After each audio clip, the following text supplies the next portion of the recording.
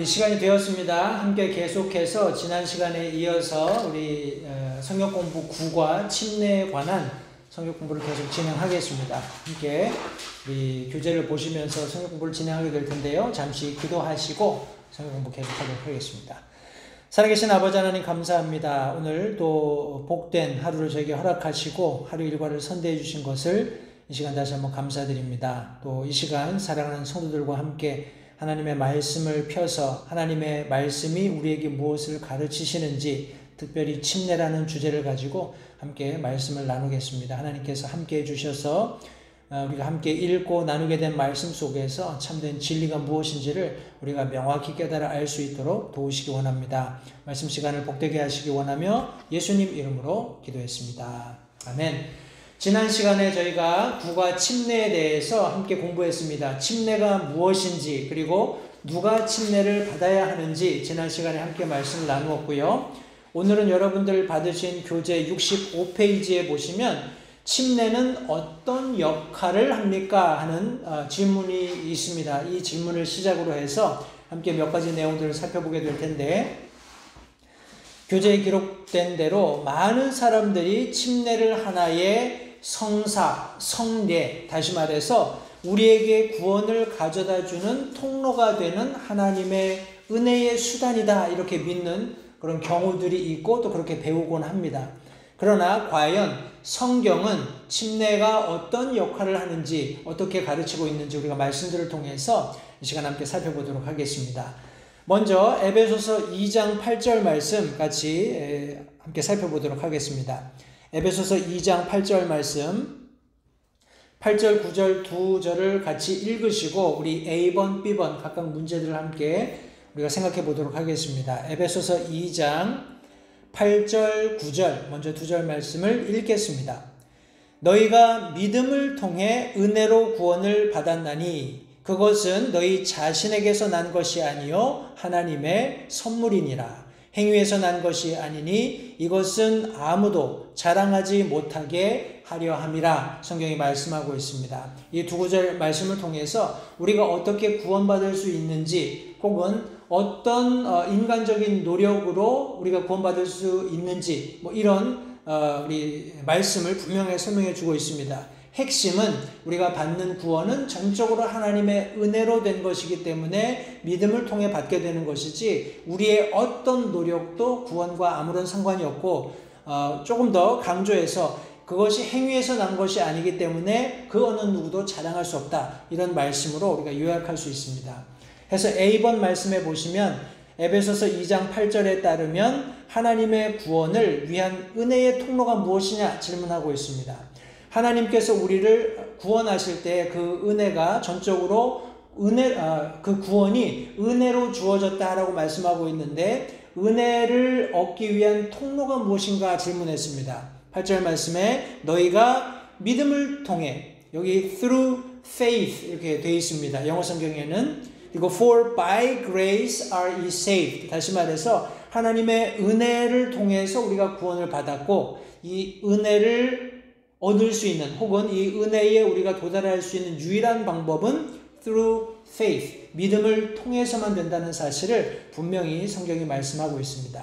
제가 지지난주에 하나님의 은혜에 대해서 우리 성경 원어를 가지고 말씀을 전하는 과정 가운데 이 부분을 충분히 설명했기 때문에 추가적으로 은혜가 과연 무엇인지 궁금하신 분들이 있으면 우리 지지난주 설교를 한번 들어보시면 큰 도움이 되시라고 믿습니다. 이 은혜는 하나님께서 우리를 위해서 마련해 주신 것인데 이것은 우리 다른 성경에서는 우리에게 선물로 주셨다라고 말씀하고 있습니다. 하나님의 은혜고 우리에게 주신 선물이기 때문에 우리가 그것을 받게 되는데 여기 말씀에서처럼 우리 믿음을 통해서 혹은 믿음을 가지고 우리가 그것을 받게 된다는 것을 다시 한번 기억하시면 좋겠습니다.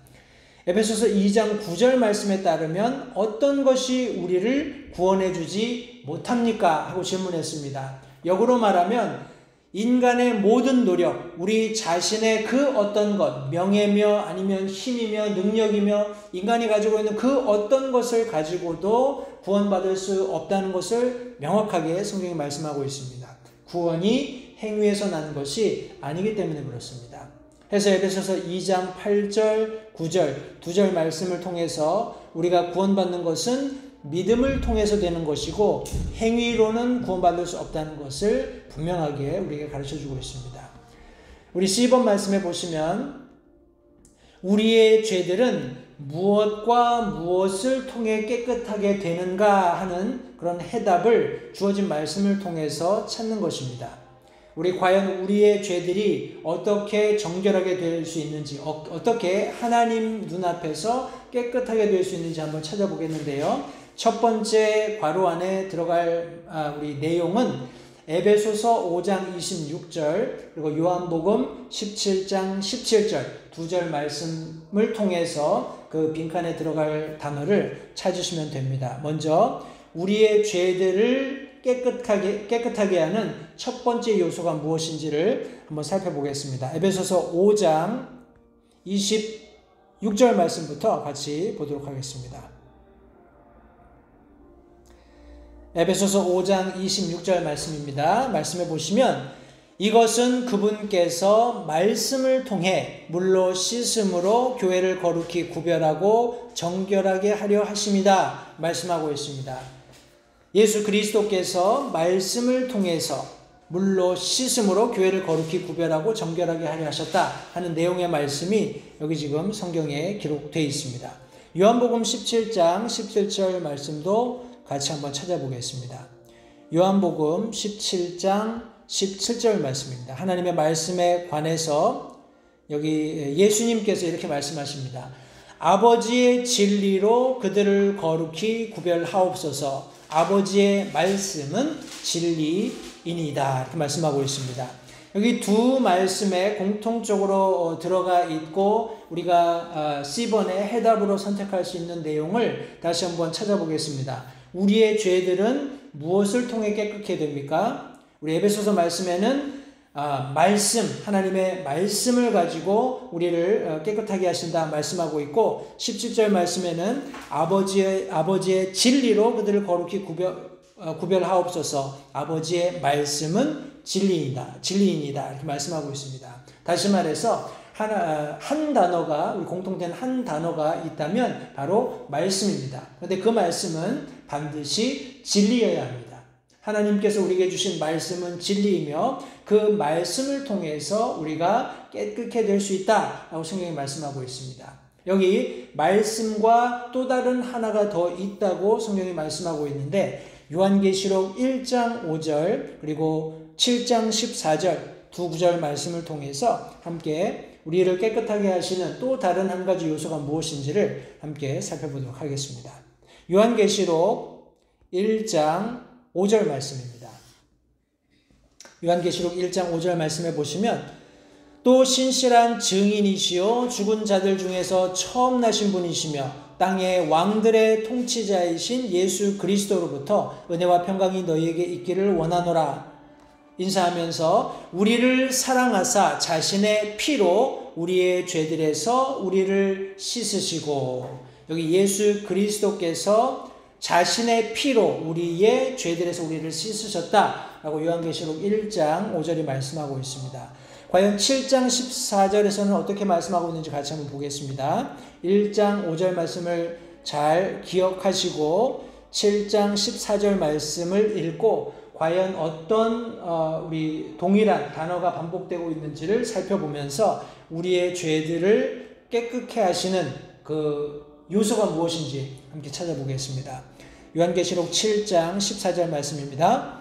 내가 그에게 이르되 장로여 당신이 아시나이다 하니 그가 내게 이르되 이들은 큰 환난에서 나와 자기 예복을 씻고 어린 양의 피로 그것을 희게 한 자들이니라 말씀하고 있습니다.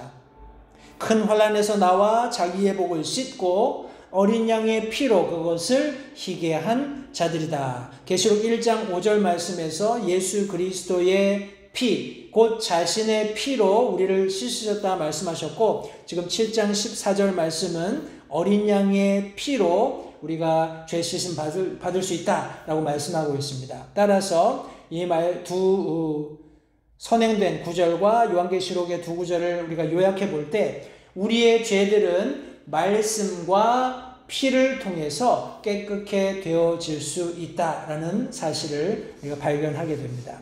또한 디도서 3장 5절을 보십시오 했습니다. 가서 우리 디도서 3장 5절 말씀을 같이 한번 살펴보겠습니다.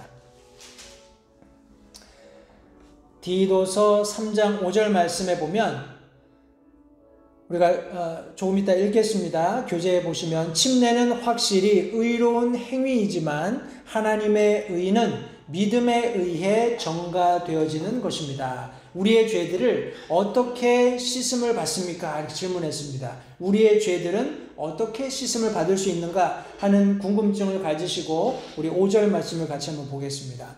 디도서 3장 5절 말씀에 보시면 그분께서 우리를 구원하시되 우리가 행한 의로운 행위로 하지 아니하시고 오직 자신의 긍휼에 따라 다시 태어남의 씻음과 성령님의 새롭게 하심으로 하셨고 성경이 말씀하고 있습니다. 우리의 죄들이 어떻게 씻어졌는가, 어떻게 씻음 받았는가, 이것은 전적으로 하나님 자신의 긍휼에 따라 되었다라고 성경이 말씀하십니다. 조금 더 구체적으로 다시 태어남의 씻음이 있고 성령의 새롭게 하시는, 성령께서 새로운 삶을 허락하시는, 여기 renewing 이렇게 말씀하셨고 또 regeneration 이런 단어들이 사용이 되었습니다. 저와 여러분들이 새로운 그런 혈통에 속하게 되고 새로운 영원한 생명 속에 거하면서 살아갈 수 있는 영원한 생명을 얻게 되는 이 모든 것들은 하나님 자신의 긍휼에 따른 것이다 라고 말씀하고 있습니다. 그 안에 구체적으로 다시 태어남의 씻음 그리고 성령의 새롭게 하심이 있다는 것을 성도님들 기억하시기 바랍니다.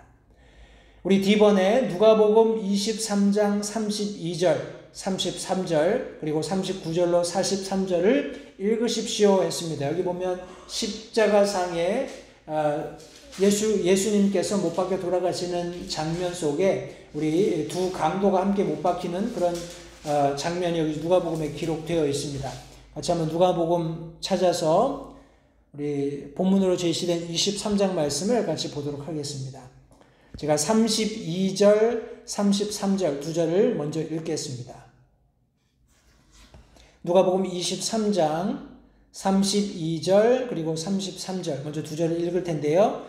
또 다른 두 범죄자도 죽게 되어 그분과 함께 끌려가니라. 그들이 갈보리라 하는 곳에 이르러 거기서 그분을 십자가에 못 박고 그 범죄자들도 그렇게 하니 하나는 오른편에 다른 하나는 왼편에 있더라. 우리가 그림에서도 많이 보듯이 가운데 정중앙에 십자가가 있고 양 옆으로 두 개의 다른 십자가가 있는데 그것이 두 범죄자가 십자가 처형당하는 그런 장면이라는 것을 여기 지금 성경이 말씀하고 있습니다. 제가 39절부터 43절까지의 말씀도 같이 읽겠습니다. 누가복음 23장 39절부터 43절까지 제가 읽겠습니다. 매달린 범죄자 중에 하나는 그분을 욕하며 이르되 내가 만일 그리스도이거든 내 자신과 우리를 구원하라 하되 다른 하나는 되받아서 그를 꾸짖으며 이르되 네가 동일한 정죄를 받고서도 하나님을 두려워하지 아니하느냐. 우리는 우리가 행한 일에 합당한 보응을 받으니 참으로 공정하게 정죄를 받거니와 이 사람은 아무 잘못도 행하지 아니하였느니라 하고 예수님께 이르되 주여 주께서 주의 왕국으로 들어오실 때에 나를 기억하옵소서 하며 예수님께서 그에게 이르시되 진실로 내가 네게 이르노니 오늘 내가 나와 함께 낙원에 있으리라 하시니라. 우리가 잘 알고 있는 십자가상에서 우리 구원 얻게 되는 한 강도의 스토리가 여기 지금 잘 묘사되어 있습니다. 이 장면 속에서 우리 특별히 39절부터 43절까지 나오는 한 범죄자 중에 하나, 다시 말해서 하나님을 예수 그리스도를 책망하지 않고 그분을 주로 인정한 이 범죄자가 침례받은 적이 있었는가 하는 질문을 하고 있습니다. 여기 지금 어떤 성경 안의 내용을 통해서도 그가 침례받았다는 증거는 없습니다. 그러나 43절에 예수님께서 진실로 네가 나와 함께 낙원에 있으리라 라고 분명히 그가 구원받았음을 명시해 주셨습니다. 우리가 앞에서 살펴본 이런 여러 가지 성경 구절들과 함께 찾아보았던 말씀 내용들을 근거로 해서 침례는 당신이 구원받는데 어느 정도의 역할을 담당합니까? 이런 질문을 던졌습니다. 그리고 다음 중 하나에 체크하십시오 하고 세 가지 질문이 있습니다. 첫 번째, 아무 역할도 안 함. 두 번째, 어느 정도 역할을 함. 그리고 마지막으로 필수적인 역할을 함.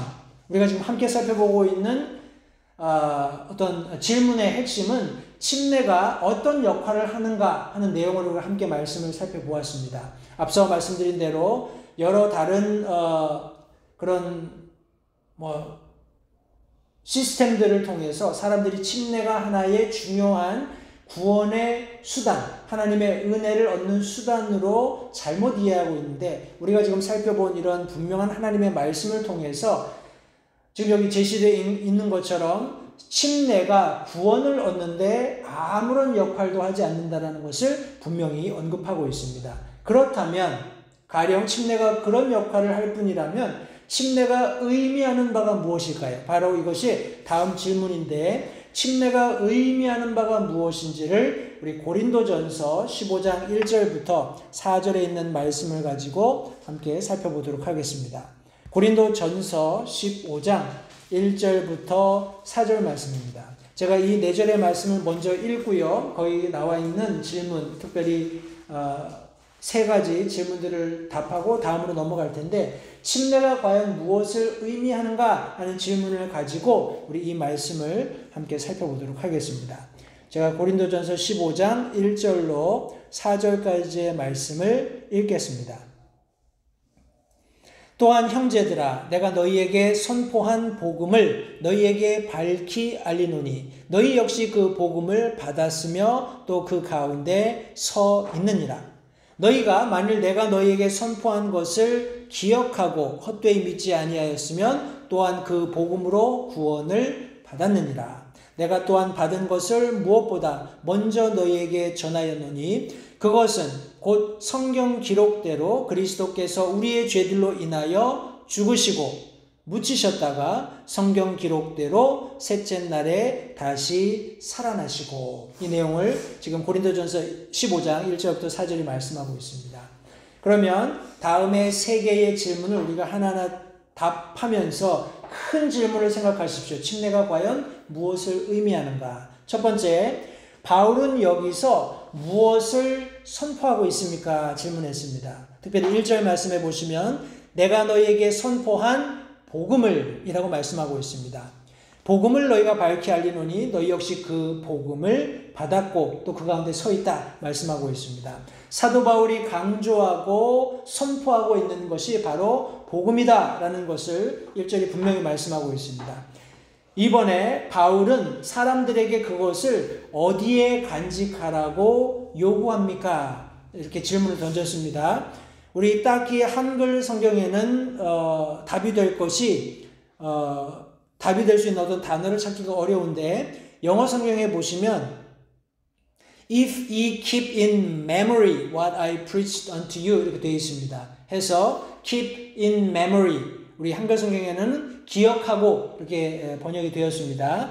해서 사도 바울은 사람들이 이 선포된 복음을 기억할 것을, 간직할 것을 지금 여기 요구하고 있다는 것을 성경이 분명히 언급을 하고 있습니다.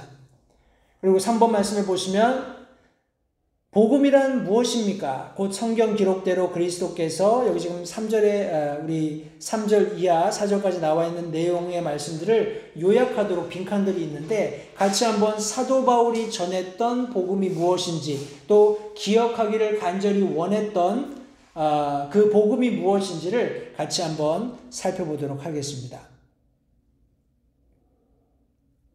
우리 빈칸이 한 서너 군데 있는데 우리 성경 말씀을 읽으시면서 빈칸을 채우시면 되겠습니다. 곧 성경 기록대로 그리스도께서 우리의 죄들로 인하여, 첫 번째 우리 3절 말씀에 보시니까 죽으시고 했습니다. 예수 그리스도께서 우리 죄들로 인해서 죽으시고, 그리고 그 다음 빈칸에는 4절 상반절에 보니까 묻히셨다가 했습니다. 우리를 위해서 죽으시고 묻히셨다가 성경 기록대로 셋째 날에 다시 어떻게 되었다고요? 우리 4절 마지막 부분에 보시니까 다시 살아나시고 했습니다. 사도 바울이 전한 복음의 핵심은 예수 그리스도의 죽으심, 장사 지내심, 그리고 부활하심이라는 것을 성경이 분명히 언급하고 있습니다. 로마서 6장 5절 말씀을 연이어 함께 살펴보겠습니다. 로마서 6장 5절 말씀입니다. 로마서 6장 5절 말씀 제가 먼저 읽겠습니다. 만일 우리가 그분의 죽음과 같은 모양으로 함께 심겼으면 또한 그분의 부활과 같은 모양으로 되리라. 영어 성경에는 in the likeness 이렇게 되어 있습니다. 유사하다, 흡사하다 뭐 이런 표현일 텐데 우리 한글 성경에서는 같은 모양 이렇게 번역이 되어 있습니다.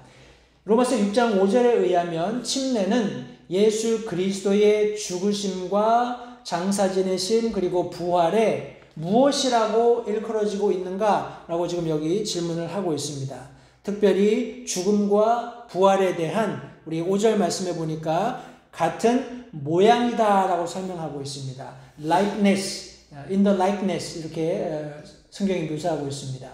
우리 베드로전서 3장 21절 말씀도 한번 살펴보겠습니다. 베드로전서 3장 21절 말씀입니다.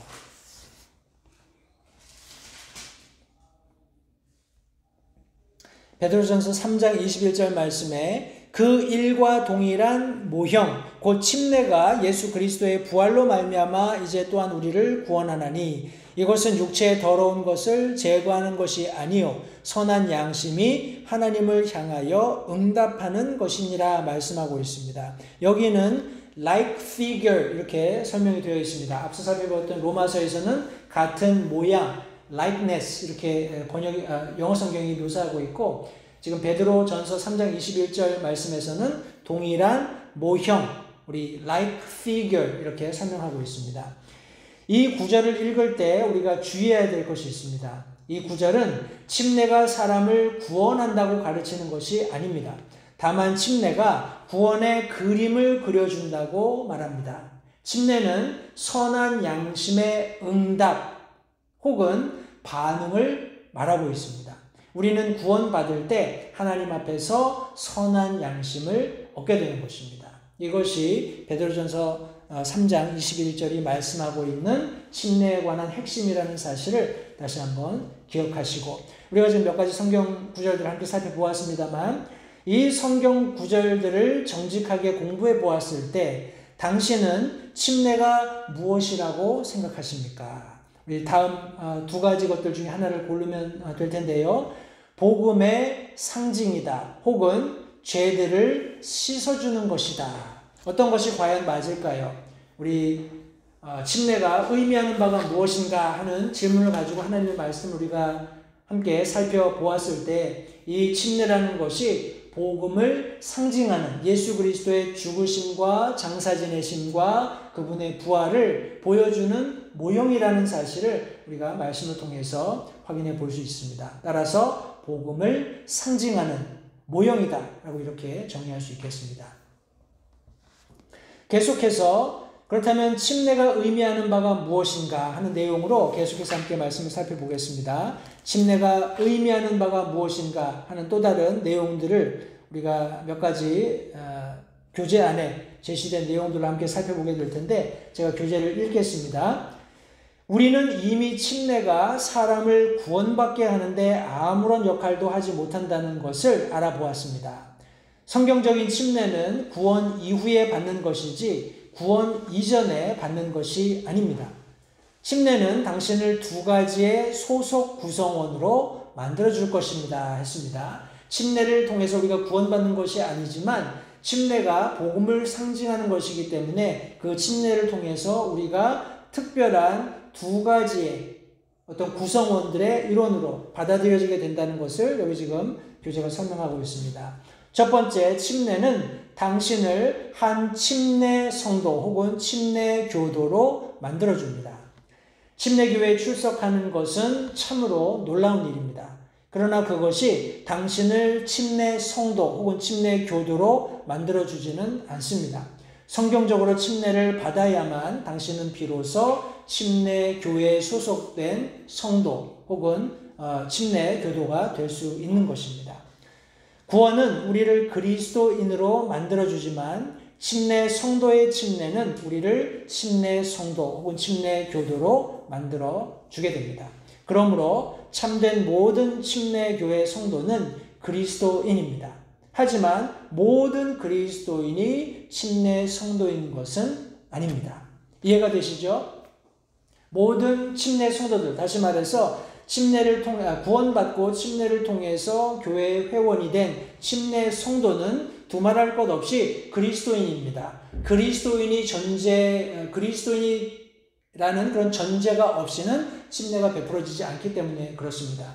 구원받았다는 분명한 간증을 근거로 교회가 권위로 그 회원에게 침례를 베풀고 회원으로 영접하는 것이지 침례라는 행위가 구원하는 것이 아니기 때문에 반드시 침례교회 안에 있는 성도라면 누구나 구원받았음을 전제하는 것입니다. 그러나 모든 구원받은 사람이 저절로 침례 성도가 되는 것은 아닙니다. 반드시 물침례, 우리가 앞서 살펴보았던 침수례를 통해서 예수 그리스도의 죽으심, 장사 지내심과 부활을 상징하는, 예표하는 침례 예식을 통해서 교회 회원으로 영접되게 된다는 사실을 성도님들 기억하시기 바랍니다. 침례 성도라는 이름, 우리 베프티스트라고 하는데 이 이름은 성경에서 발견되는 이름입니다. 그 이름은 신약 성경에서 15번 정도 나오며 침례자 요한을 언급할 때 쓰입니다. 마태복음 3장 1절에 의하면 요한은 아무에게도 침례를 주지 않았을 때부터 침례자라고 이미 불렸습니다.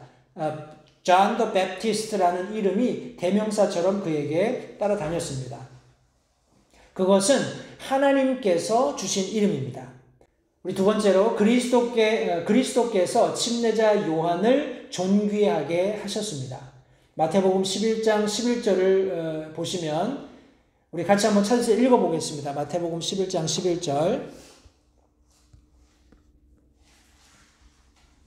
진실로 내가 너희에게 이르노니 여자에게서 태어난 자들 가운데 침례자 요한보다 더 큰 자가 일어나지 아니하였도다. 그럼에도 불구하고 하늘의 왕국에서 가장 작은 자가 그보다 더 크니라. 우리 여자에게서 태어난 자들 가운데 침례 요한보다 더 큰 자가 일어나지 아니했다라고 말씀하심으로써 예수님께서 친히 침례 요한을 존귀하게 하시는 장면이 여기 지금 마태복음 11장 11절에 기록되어 있습니다. 그러므로 침례라는 이름은 우리가 부끄러움 없이 지닐 수 있는 귀하고 아름다운 이름이라는 사실을 성도님들 다시 한번 기억하시기 바랍니다.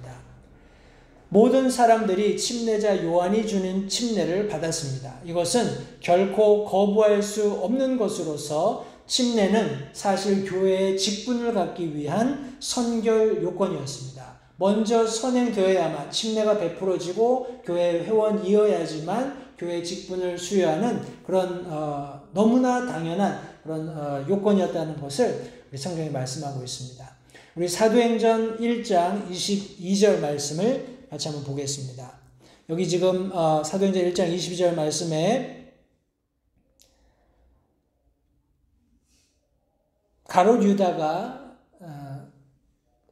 12제자에서 제외되게 되었죠. 그가 예수님을 배반하면서 자살하는 그런 일이 있었고 그 이후에 이런 사도들의 수를 채우기 위해서 제비 뽑는 그런 장면들이 여기 사도행전 1장 마지막 부분에 기록되어 있는데 특별히 22절 말씀에 보시면 우리와 함께 다니던 이 사람들 중에서 반드시 하나를 임명하여 우리와 함께 그분의 부활을 증언할 증인이 되게 하여야 하리라 이렇게 말씀하는 장면이 여기 기록되어 있습니다. 그냥 예수님과 함께 다녔다라는 그런 형식상의 표현이 아니라 우리와 함께 다니던 이 사람들 중에서라고 우리 뭐라고 하나요? 제자들이 함께 모여서 언급했을 때 이들은 이미 구원받고 침례를 통해서 우리 예수 그리스도의 제자로 온전히 들여진 선택된 그런 사람들이라는 것을 전제하고 있습니다. 따라서 구원받고 침례를 받은 이런 두 가지 분명한 사실이 침례 교도가 되게 할 뿐만 아니라 교회 안에서 어떤 직분을 갖게 하는 선행 조건이 되었다는 것을 우리가 짐작해 볼 수 있습니다. 우리 침례 성도, 우리 베프티스트라는 명칭이 나타내는 바는 다음과 같습니다. 우리 특별히 세 가지 것을 언급하고 있는데, 우리가 무엇을 믿는가, 그리고 우리가 어떤 사람들인가, 그리고 우리가 무엇을 하는 사람들인가 하는 이 세 가지 것을 다음의 성경 구절들이 잘 나타내주고 있습니다. 과연 우리가 무엇을 믿을까요? 고린도전서 15장 1절부터 4절에 기록된 것처럼 복음을 통해서 구원받는데, 이 복음은 바로 예수 그리스도의 죽으심, 장사 지내심, 그리고 부활에 근거한다라는 것을 우리가 믿는다고 지금 고린도전서 15장 1절부터 4절이 언급해 주고 있습니다. 그러면 우리는 누구인가요? What we are. 우리는 과연 어떤 자들인가요? 로마서 6장 17절, 18절 두 절 말씀을 같이 한번 보도록 하겠습니다. 로마서 6장 17절, 18절 두 절의 말씀입니다.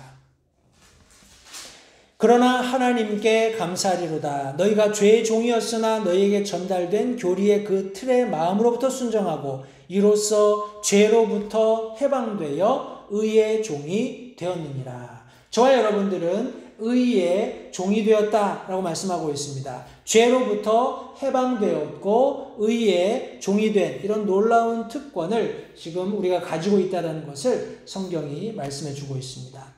그러면 우리는 무슨 일을 하는 사람들인가요? What we do. 우리가 해야 할 바가 무엇인가요? 가령 우리가 침례 교도라면 마태복음 28장 우리 잘 알고 있는 마지막 두 절의 말씀 속에 우리가 해야 할 바가 잘 기록되어 있습니다.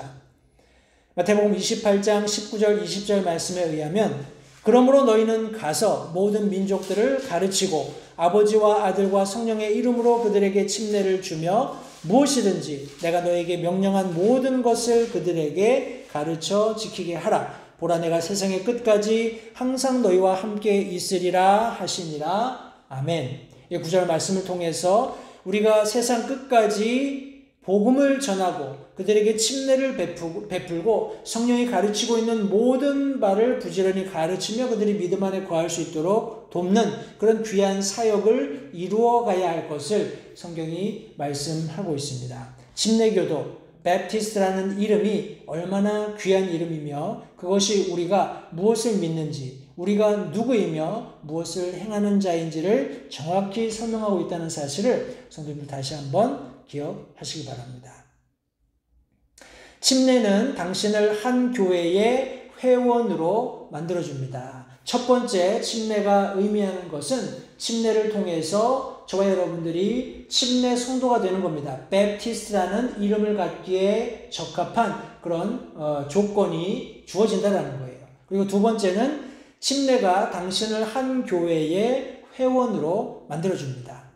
사도행전 2장 41절, 42절을 찾아서 사건의 순서를 열거해 보도록 우리 교재가 설명하고 있습니다. 사도행전 2장 41절, 42절 초대교회가 어떤 모양으로 저들의 사역을 이루어 갔는지 한번 시간의 순차에 맞게 우리가 함께 말씀을 나누어 보도록 하겠습니다. 이미 교재에 4개의 빈칸이 있고요. 영어로는 received, baptized, added unto them, continued steadfastly 이렇게 이미 다 괄호 안에 이렇게 영어로 기록되어 있습니다. 하지만 우리 한국말로 천천히 함께 살펴볼 텐데 제가 이 두 절의 말씀을 먼저 읽겠습니다. 그때에 그의 말을 기쁘게 받아들인 자들이 침례를 받음에 바로 그날에 3,000혼가량이 그들에게 더해지니라. 그들이 흔들리지 아니하며 사도들의 교리와 교제 안에 머물고 빵을 떼며 기도하더라 라고 말씀하고 있습니다. 이 말씀을 찬찬히 우리가 시간 순서에 맞게 배열한다면 첫 번째 그의 말, 복음이 선포되었을 때 기쁘게 받아들인 사람들이 있었습니다. 먼저 교회 안에 구원이 일어나는 장면을 여기 지금 성경이 언급하고 있습니다. 구원받은 사람들이 성경 말씀에 보시니까 3,000원가량이 있었고 그들이 바로 침례를 받게 되는 그런 어떤 시간에 어떤 갭 없이 기쁘게 받아들인 자들이 구원받고 침례를 받게 된 것을 연이어 말씀하고 있습니다. 구원에 뒤따르는 침례가 있고요. 이런 구원받고 침례를 통해서 교회 회원이 된, 우리가 지금 살펴보고 있는 것처럼 침례인이 되고 침례 교도가 되고 한 교회의 회원으로 더해지는 여기 지금 장면이 연이어 이어집니다. 그날에 3,000원가량이 그들에게 더해졌다라고 말씀하고 있습니다. There were added unto them about 3,000 souls 이렇게 되어 있는데 기존에 존재하지 않는 것에 무엇을 더할 수는 없는 노릇입니다. 해서 이미 교회가 존재했고 그 교회에 3,000명가량이 들은 복음을 기쁘게 받아들여서 구원받고 침례를 받음으로써 교회에 더해지게 되었다라고 지금 여기 성경이 말씀하고 있습니다. 그리고 42절 말씀해 보니까 흔들리지 않고 사도들의 교리와 교제 안에 머물고 빵을 떼며 기도했다 이렇게 말씀하고 있습니다. 계속하는 지속되는 그런 어떤 일련의 그리스도인의 어떤 삶의 그런 방식들이 여기 지금 다양하게 여러 가지가 함께 묘사되어 있습니다. 먼저 끊임없이 사도들의 교리가 가르쳐지고 있었고 그들이 교제 안에 있었고 그리고 함께 빵을 떼며 이것은 주님의 만찬을 나누는 다시 말해서 예수님께서 교회에 명령하신 그런 교회 예식들이 꾸준히 잘 지켜지고 있었고 더 나아가서 그들이 함께 모여 기도에 힘쓰는 그런 장면을 성경이 묘사하고 있습니다. 이것은 그리스도인의 성장입니다. 성도들 우리가 구원받고 침례받아서 어떤 교회의 한 일원이 되었다. 특별히 베프티스트라는 이름을 갖게 되었다고 해서 그것으로 우리의 신앙생활이 끝나는 것이 아닙니다. 하나님께서 원하시는 것은 우리가 흔들림 없이 지속적으로 계속해서 우리가 받은 구원에 감사하면서 침례를 통해서 예수 그리스도께서 내 안에 살아계시다는 것을 분명하게 증언해서 동일한 믿음을 가지고 있는 사람들과 함께 믿음 생활하면서 더 견고하게 우리의 믿음을 더해가기를 세워가기를 바라신다는 것을 절대 잊지 마시기 바랍니다. 지금 사도행전 2장 41절 42절 이 두 절 말씀을 통해서 이 침례를 통해서 구원받은 사람이 그 교회의 일원이 될 수 있다는 것을 분명히 여기 우리가 확인해 볼 수 있습니다. 요한복음 3장 3절 그리고 5절에 의하면 신생 혹은 영어로 new birth라고 하는데 이것은 영원한 생명으로 들어서는 출입문인 것을 알 수 있습니다. 같이 한번 말씀을 찾아보겠습니다. 요한복음 3장 3절 5절 두 절의 말씀입니다. 예수님께서 그에게 응답하여 이르시되 진실로 진실로 내가 내게 이르노니 사람이 다시 태어나지 아니하면 하나님의 왕국을 볼 수 없느니라 하신다. 예수님께서 니고데모와 대화하시는 과정 가운데 이렇게 말씀하시고 5절 말씀해 보시면 예수님께서 대답하시되 진실로 진실로 내가 내게 이르노니 사람이 물에서 나고 성령에게서 나지 아니하면 하나님의 왕국에 들어갈 수 없느니라. 하나님의 말씀을 통하지 않고 혹은 하나님의 성령의 권능이 없이 구원받을 수는 없다는 것을 명확하게 성경이 설명하고 있습니다. 우리가 앞서 읽었던 사도행전 2장 41절에 의하면 구원에 뒤따르는 침례를 받은 신자들이 모인 무리인 교회의 회원으로 들어가는 출입구가 되는 겁니다. 당신이 침례를 받을 때 당신은 우리 교회의 회원이 됩니다.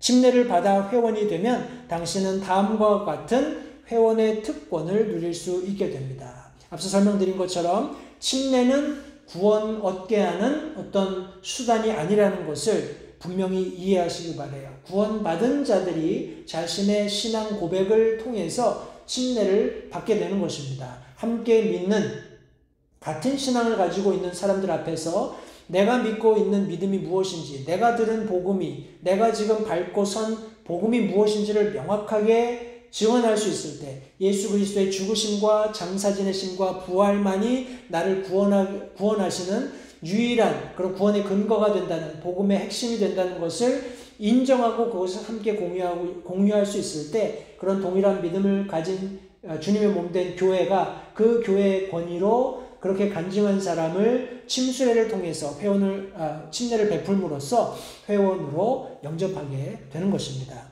그들이 누릴 수 있는 특권은 다음 4가지 것입니다. 주님의 만찬을 준수할 때 그 만찬에 참여할 수 있습니다. 주님의 만찬에 참여하는 조건은 구원받고 침례받은 교회의 성도들이어야 합니다. 구체적으로 우리가 12과에 가서 주님의 만찬을 조금 더 구체적으로 다루도록 하겠습니다. 두 번째는 당신이 영적으로 성장하고 섬길 수 있도록 돕는 목회자의 돌봄과 지도를 받을 수 있습니다. 이것은 굉장히 중요한 요건인데, 오늘날 특별히 이 코로나 사태가 발발해서 거의 지금 한 3년 정도 시간이 지나면서 교회가 어떤 인퍼슨 그런 시스템에서 많이 이런 온라인으로 예배들이 전환이 되었고, 그것이 어떻게 보면 교회의 본질과 조금 동떨어져서 자리 잡고 있는 그런 경향을 보이고 있지 않나 하는 그런 생각을 합니다. 이것은 여러 가지 면에서 물론 테크놀로지를 잘 이용하는 사람들에게는 쉽고 편리할 수 있겠지만, 성경이 말씀하고 있는 교회의 본질에서는 조금 벗어나 있다는 것을 성도님들 먼저 기억하시길 바랍니다. 왜냐하면 그런 류의 모임들에서는 목회자가 직접적으로 성도들을 돌보거나 그들을 영적으로 케어할 수 있는 그런 부분에 있어서 여러 가지 장애들이 있기 때문에 그렇습니다. 실제적으로 교회의 회원이 되고 목사의 권위 아래 놓인다는 것은 어떤 돌봄도 돌봄이지만 영적으로 내가 어려움이 있을 때 직접적으로 가서 상담도 할 수 있고, 여러 가지 내 삶에 일어나는 일들을 그런 영적인 그런 지도자들을 통해서 함께 상의도 하고 도움도 받을 수 있는 그런 특권이 주어진다는 측면에서 성도님들 교회 회원이 되는 것이 얼마나 중요한지 다시 한번 생각해 보실 수 있으면 좋겠습니다. 그리고 세 번째 특권은 교회의 사무총회에 참여할 수 있습니다. 다시 말해서 투표권이 주어지는 겁니다. 교회의 어떤 일련의 그런 여러 가지 중요한 결정들을 할 때 구원받고 침례받은 교회 회원들에게 한해서 투표권을 주는 것이 일반적인 침례교회들의 특징입니다. 그리고 마지막으로 주님의 교회를 통해서 그분을 효과적으로 섬길 수 있는 기회를 가질 수 있습니다. 교재가 설명하고 있습니다. 그 외에 더 많은 내용들을 우리가 추가할 수도 있겠습니다만, 이런 중요한 4가지 회원들이 누리는 특권이 있다라는 것을 다시 한번 기억하시고요. 오늘 침례가 의미하는 바가 무엇인가 하는 특별히 2가지 내용까지 우리 함께 성경 공부를 하고 마치도록 하겠습니다. 침례는 당신을 한 침례 성도로 만들어줍니다. 우리가 베프티스트라는 이름을 갖게 하는 것은 우리가 침례를 받기 때문에 그렇습니다. 성경적인 침례를 받기 때문에 그렇습니다. 그리고 침례를 통해서 우리가 한 교회의 회원으로 영접된다 하는 내용도 기억하시기 바랍니다. 우리 다음 시간에 계속해서 누가 침례 줄 권한이 있는가 하는 이 내용부터 해서 함께 우리 나머지 성경 공부 부분을 함께 하도록 하겠습니다. 남은 한 주간도 주 안에서 평안하시기 바라고, 날씨가 아침 저녁으로 굉장히 차갑습니다. 건강 유의하시고, 특별히 돌아오는 주일 우리 18일 주일에는 우리 함께 계속 나누고 있는 그분의 용모, 우리 마지막 7번째 말씀을 함께 나누겠습니다. 그리고 우리 25일 우리 크리스마스로 우리가 교회 안에서 행사를 하게 될 텐데, 이 행사에는 우리 전체 모임과 함께 모입니다. 우리 12월 25일 오전 10시에 합동 예배가 있으니까 위해서 기도해 주시고 시간이 허락되시면 함께 참석하셔서 예수님의 탄생을 함께 생각해보고 하나님 앞에 영광 돌리는 그런 복된 예배가 되었으면 좋겠습니다. 돌아오는 주일 오전 9시 지금 우리가 예배 드리고 있는 이 예배실에서 함께 모여서 예배 드릴 그 시간까지 성도님들 건강하시고 또 여러 삶 가운데 물론 어려움이 있는 것이 사실입니다. 그러나 다시 한번 하나님의 말씀으로 되돌아가셔서 하나님과 동행하면서 말씀을 의지해 사시면서 승리를 경험하시고 주일날 많은 찬양의 제목들을 함께 가지고 와서 하나님 앞에 영광 돌려드리고 또 성도들 교제 안에서 아름다운 간증들이 있게 되기를 바랍니다. 기도하겠습니다. 살아계신 아버지 하나님 감사합니다. 오늘 또 주중에 성도들과 함께 하나님의 말씀 나눌 수 있는 귀한 시간 허락해 주신 것을 다시 한번 감사드립니다. 오늘 우리가 함께 나눈 말씀을 통해서 우리가 정확하게 이해할 수 있었던 침례에 관한 교리들로 인해서 다시 한번 감사를 드립니다. 우리가 믿고 확신하는 바가 사람의 어떤 철학이나 가치관이나 어떤 교회가 가지고 있는 시스템이 아니라 살아있고 영원하시고 또 불변하시는 하나님의 말씀에 근거하고 있음을 인해서 다시 한번 감사드립니다. 우리가 잘못된 생각을 가지고 있었다면 말씀에 비추어서 그 잘못된 것을 기꺼이 포기할 수 있도록 도와주시고 하나님께서 주신 새로운 말씀, 새로운 진리 그 안에서 우리가 참 자유를 누리는 그런 복된 삶을 주님 허락해 주시기 원합니다. 남은 한 주도 주님께서 사랑하는 성도들의 삶 가운데 함께 해주시고 저들의 모든 삶의 족적마다 하나님께서 함께 해주셔서 형통함을 누리는 복된 삶을 살고 돌아오는 주일날 함께 모여서 하나님 앞에 영과 진리로 함께 기쁨 가운데 예배할 수 있도록 도우시기 원합니다. 다시 한번 귀한 말씀 공부, 귀한 시간 허락해 주신 것 감사드리고 우리를 죄악 가운데서 구원해 주신 예수 그리스도의 귀하신 이름으로 기도했습니다. 아멘. 이상으로 성경 공부를 마치겠습니다. 감사합니다.